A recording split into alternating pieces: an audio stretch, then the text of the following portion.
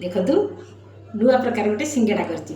ସିଙ୍ଗଡ଼ା ତ ସେମିତି ସିଙ୍ଗଡ଼ା, ତା ଭିତରର କିନ୍ତୁ ଷ୍ଟଫିଂଟା ଅଛି ଅଲଗା। ଚାଲନ୍ତୁ ଦେଖନ୍ତୁ, ଚାଲନ୍ତୁ ଯିବା ମୋ ରୋଷେଇ ଘରକୁ। ମୁଁ କ'ଣ କ'ଣ ଦେଇକିରି ତା ଦେହରେ କରିଛି। ସେଥିପାଇଁ ନେବା ଆମେ କିଛି ଚାଉମିନ, ତାକୁ ଟିକେ ଗୁଣ୍ଡ କରିଦେବା। ଟିକେ ପାଣି ବସାଇଦେବା, ଟିକେ ଗରମ ପାଣି ଫୁଟିଗଲେ ଲୁଣ ପକାଇ ଚାଉମିନ ଖାଲି ତା ଦେହରେ ପକାଇ ଦେଇକି ଛାଣିଦେବା। ତାକୁ ଆମେ ଜମା ସିଝେଇବା ନାହିଁ। ସେ ତାପରେ ଆମେ କିଛି ନେବା ମଇଦାରେ ପକାଇଦେବା କିଛି ଲୁଣ ଆଉ ଟିକେ ତେଲ ଖାସ୍ତା କରିବା ପାଇଁ। ତାକୁ ଆମେ ଗୋଳେଇ ଦେଇକରି ଯେମିତି ମୁଠା ହେଇଯାଉଥିବ ତେଲ ଆମେ ଦେଇଦେବା। ତାପରେ ତାକୁ ଗୋଳେଇକିରି ତାକୁ ଏମିତି ଭଲକରି ଅଟା ଗୋଟେ ଚକୁଟି ଦେବା ଆମେ ତାକୁ। ତାପରେ ଯିବା ଆମେ ତା ଷ୍ଟଫିଂ ତିଆରି କରିବାକୁ। ଆମେ ତା ଦେହରେ କିଛି ତେଲ ପକାଇବା, କିଛି ପିଆଜ, ତା ଦେହରେ କିଛି ବାଦାମ, ତା ଦେହରେ ପକାଇଦେବା ଆମେ ଆମର ଅଦା ରସୁଣ ଗୁଜୁରାତି ଡାଲଚିନି ପେଷ୍ଟ ଟିକେ ଦରଦର ଖଣ୍ଡ ହେଇଥିବ। ଅଦା ରସୁଣ ଗୁଜୁରାତି ଡାଲଚିନି ତା ଦେହରେ ଆମେ ପକାଇଦେବା। ଭୃଷଙ୍ଗ ପତ୍ର ଟିକେ ପକାଇବା, ତା ଦେହରେ ଆମେ ଟମାଟର ପକାଇବା। ଆଉ ତା ଦେହରେ ଆମେ ପକାଇଦେବା ଯେଉଁ ଆମର ମ୍ୟାଗି ମସଲା, ଲଙ୍କାଗୁଣ୍ଡ, ହଳଦୀ ଗୁଣ୍ଡ। ତାପରେ ଆମେ ମିଟ୍ ମସଲା ଟିକେ ତା ଦେହରେ ପକାଇବା। ତାପରେ ଗ୍ରୀନ୍ ମଟର ତାପରେ ଆମେ ପକାଇଦେବା। ଆମେ ପକାଇଛେ ଚାଉମିନରେ ଲୁଣ ପକାଇଛେ, ଲୁଣ ପକାଇକି ଗରମ ପାଣିରେ ଗାଳିଛେ। ତା ଦେହରେ ଆମେ କିଛି ଲୁଣ ପକାଇଦେବା, ଅଳ୍ପ ଲୁଣ ପକାଇବା ମସଲା ପାଇଁ। ମସଲାଟା କିଛି ସମୟ ପରେ ହେଇଗଲା ପରେ ଆମେ ତା ଦେହରେ ପକାଇଦେବା ଯେଉଁ ଚାଉମିନକି ଆମେ ଛାଣିକିରି ରଖିଥିଲେ। ସିଝେଇବା ନାହିଁ, ଖାଲି ଗରମ ପାଣିରେ ପକାଇ ଫୁଟା ପାଣିରେ ତାକୁ ଛାଣିକି ଲୁଣ ଗରମ ପାଣିରେ ପକାଇ ତାକୁ ଛାଣିକିରି ଆମେ ରଖିଥିବା। ଜମା ସିଝେଇବା ନାହିଁ, ଗୁଣ୍ଡ କରିଦେଇଥିବା ନା, ଜମା ଆମେ ତାକୁ ସିଝେଇବା ନାହିଁ।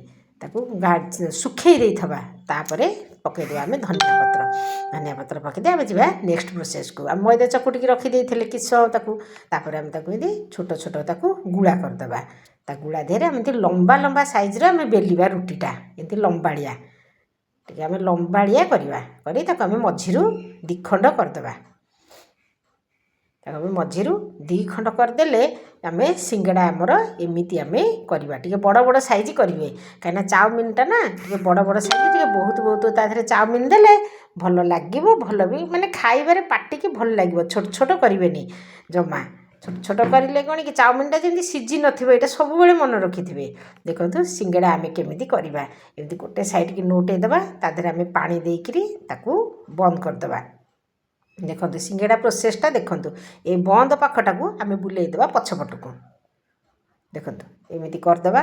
ଯେଉଁ ପଟକୁ ବନ୍ଦ ପଟଟାରେ ଆମେ ସେଇଟା ତାକୁ ଦେଇଦେବା। ଟିକେ ଭରିକିରି ତା ଦେହରେ ଆମେ ଦେବା ପାଣି। ଆମେ ଦେଇଦେବା ତାକୁ। ଆମେ ପାଣି ଦେଇକରି ତାକୁ ବନ୍ଦ କରିବା। ସବୁବେଳେ ମନେ ରଖିଦେବେ ମଇଦା ଆଇଟମରେ ପାଣି ଦେଇକରି ସବୁବେଳେ ବନ୍ଦ କରିବେ, ତେଲ ଦେବେନି। ଆଉ ପାଣି ଭଲକରି ଦେଇଥିବେ। ଦେଖନ୍ତୁ ପୁଣି ଥରେ ଦେଖନ୍ତୁ ମୁଁ କରୁଛି ସେମିତି ପାଣି ଦେବେ।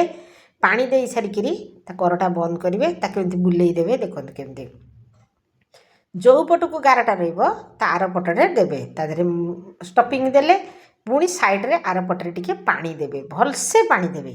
ପାଣି ଟିକେ ନଦେଲେ କ'ଣ କି ଛାଡ଼ିଯିବ। ସବୁବେଳେ ପାଣିଟାକୁ ଦେଇକି ଏପଟରେ ଆଣିକିରି ଯୋଡ଼ିଦେବେ। ଚାଉମିନ ଟିକେ ଭରିକିରି ତା ଦେହରେ ଦେବେ। ଆଉ କେବେ ବି ଟମାଟୋ ସସ୍, ଚିଲି ସସ୍ ଜମା ବି ପକାଇବେନି ସେଥିରେ, ତା'ର ଟେଷ୍ଟ ଅଲଗା ହେଇଯିବ। ଆମେ ଥଣ୍ଡା ତେଲ ଦିହରେ ପକାଇଦେବା ସିଙ୍ଗଡ଼ାକୁ। ସେ ପଡ଼ିକିରି ତା'ର କିଛି ସମୟ ପରେ ସେ ତା ମନକୁ ଉପରକୁ ଉଠିବ। ତାପରେ ଦେଖନ୍ତୁ ପୁରା ହେଇଗଲା, ଲାଇଟ୍ ବ୍ରାଉନ୍ କଲର୍ର ହେଇଗଲା, ଗୋଲ୍ଡେନ୍ କଲର୍ର। ଆମେ ତାକୁ ଛାଣିଦେବା।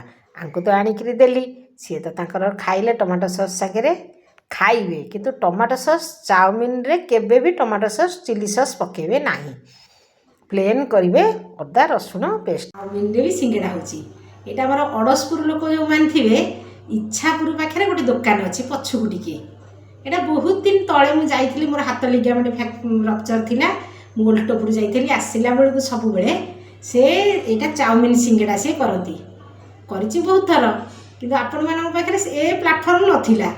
ଏବେ ତ ସବୁ ଆପଣମାନେ ଅଛନ୍ତି, ତେଣୁ ନୂଆ ନୂଆ ଜିନିଷ ସବୁ କରନ୍ତୁ, ଖାଆନ୍ତୁ। ମୋତେ ଲାଇକ୍ କମେଣ୍ଟ ସେୟାର କରନ୍ତୁ, ଆଉ ମତାମତଟା ନିଶ୍ଚୟ ଦେବେ ଚାଉମିନ ସିଙ୍ଗଡ଼ାଟା କେମିତି ଲାଗିଲା। ରହିଲି, ପୁଣି ନୂଆ ଭିଡ଼ିଓରେ ବାଏ ବାଏ।